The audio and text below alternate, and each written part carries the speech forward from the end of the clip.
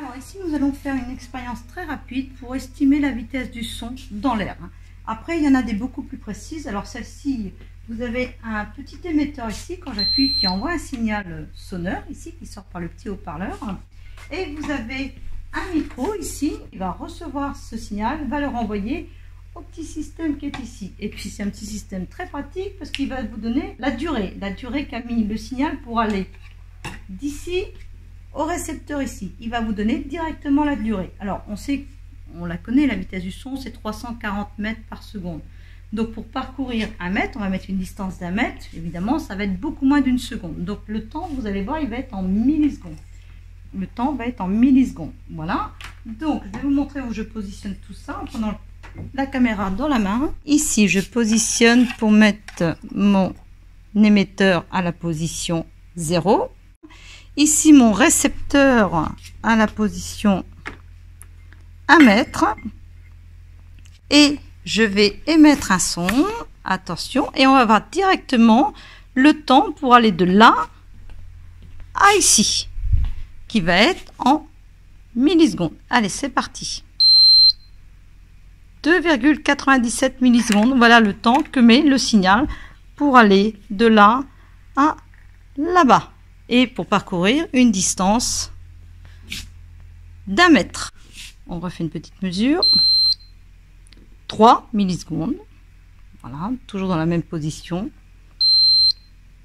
voyez, c'est assez fiable. 3 millisecondes, 3 millisecondes, 3 millisecondes, 3 millisecondes. Donc voilà, a priori, on va retenir 3 millisecondes pour la mesure. Et quand je dis fiable, ça ne veut pas dire que la mesure est précise. Il faudrait en fait mesurer sur des distances plus grandes pour avoir une meilleure précision et avoir un système de détection encore plus performant. Et maintenant, très rapidement, nous allons vérifier que la distance parcourue par le son est proportionnelle au temps de parcours. Donc ça part de 0. On va mettre à la position de 10 cm. 0,16 millisecondes. 0,16 millisecondes. Attention, cette mesure n'est pas fiable puisque la distance est trop petite pour avoir une bonne mesure. Maintenant, je me mets à la position de 20 cm. 20 cm. Tac. 0,47. Évidemment, le temps est plus long. Il y a eu 2 fois plus de distance à parcourir. Vous voyez qu'on n'a pas le double de tout à l'heure parce que la première mesure n'était pas fiable. Et pour celle-ci aussi, puisque la distance est encore petite. Pour l'instant, on vérifie que ça augmente bien. Ensuite, je me mets à la position 30 cm. 30 cm, c'est parti. Vous voyez, là, 30 cm. Ensuite, je me mets à la position 40 cm. Donc, vous voyez, 1,06. Ah, on refait. Donc, c'est 1,06. Ou 1,25. Je vais mettre à 50 cm. J'envoie un signal. Tac, 1,53. Entre 1,34 et 1,53. 60 cm. 1,84. Voilà, je me positionne maintenant à la position 70. 2,13. 2,13 millisecondes. Maintenant à la position 80 cm.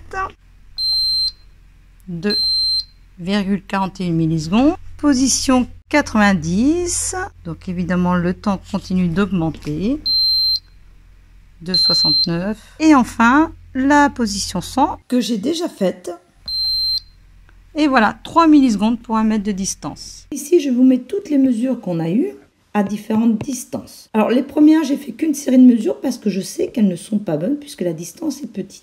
Dans cette zone-là, j'en ai fait plusieurs pour vous montrer qu'il y avait des petites différences. Le système n'est pas suffisamment précis, comme vous le voyez. Dans ces zones-là, j'ai fait qu'une mesure. Et puis par ici, j'en ai fait plusieurs pour vous montrer que c'était un petit peu plus fiable. Comme je l'ai déjà dit, fiable ne veut pas dire précis. Il faudra un système d'acquisition plus précis au niveau de l'émission et de la réception et une distance plus grande. Le graphique représente l'étude de la durée du signal en fonction de la distance parcourue. Voilà, j'ai mis les différents points. Ici, les deux séries, j'ai marqué un en rouge, un en vert, un en rouge, un en vert. Les premières, on ne les considère pas bonnes et on va essayer de voir comment tout ça s'aligne. Comme les distances sont plus grandes dans cette zone, on va donc plus se baser sur ces mesures. Et vous allez voir, elles sont relativement bien alignées. Alors, la droite passe par 0. Normalement, les grandeurs sont proportionnelles. On le vérifie. Alors, regardez bien. En fait, les derniers points s'alignent plutôt pas mal. Si je ne prends prend pas en compte les deux mesures à 1,06 et 1,34 qui sont en vert sur le graphique, eh bien je me rends compte que tous les points s'alignent globalement, comme ceci. Donc j'ai éliminé les deux points ici, et voilà, j'ai quelque chose qui tient la route, avec les premières mesures dont on ne tient pas compte. On voit bien que la distance et la durée sont proportionnelles, ce qui veut dire qu'on peut prendre n'importe quel point, les mesures de durée et de distance donneront la même vitesse. Maintenant, nous calculons la vitesse du son en prenant la plus grande distance qui était de 1 mètre, le temps qu'a mis le signal pour aller du haut-parleur au micro qui était de 3 millisecondes. Nous utilisons la relation vitesse égale distance parcourue divisée par la durée du parcours, on peut dire aussi le temps de parcours. Pour avoir la vitesse en mètres par seconde, il faut que la distance soit en mètres, elle y est, et le temps en secondes. Donc il faut convertir en secondes. Dans une seconde, il y a 1000 millisecondes, donc il faut diviser par 1000.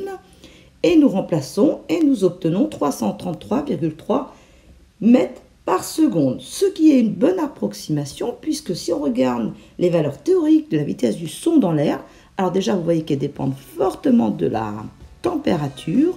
Et nous étions aux alentours de 20 degrés. Voilà, nous aurions dû avoir quelque chose comme 343,4 mètres par seconde. On s'en approche plutôt pas mal, hein. Après, il faut d'autres systèmes plus performants pour calculer cette vitesse. Mais là, c'est déjà une bonne approximation. Voici une expérience plus précise qui sera dans une vidéo qui sortira bientôt, qu'il est peut-être déjà quand vous visionnez celle-ci. Donc, on a un micro ici et un micro ici. Tous les deux vont recevoir le message. Et on a une distance d'1 mètre entre les deux micros. Là, il faut être très précis. Et on donne un clap ici. Le micro ici reçoit le message et celui-ci aussi, mais après avoir parcouru 1 mètre de distance. Avec un oscilloscope numérique, on peut mesurer le temps séparant ces deux signaux. On peut aussi utiliser un ordinateur et un logiciel adapté. Il y a déjà d'autres vidéos qui sont sorties sur le son, voici quelques-unes, il y en aura d'autres, tout ça c'est dans la playlist Le Son. J'indique aussi 2 autres playlists sur d'autres thèmes scientifiques et il y en a beaucoup d'autres qui sont abordés sur cette chaîne de Labo Science.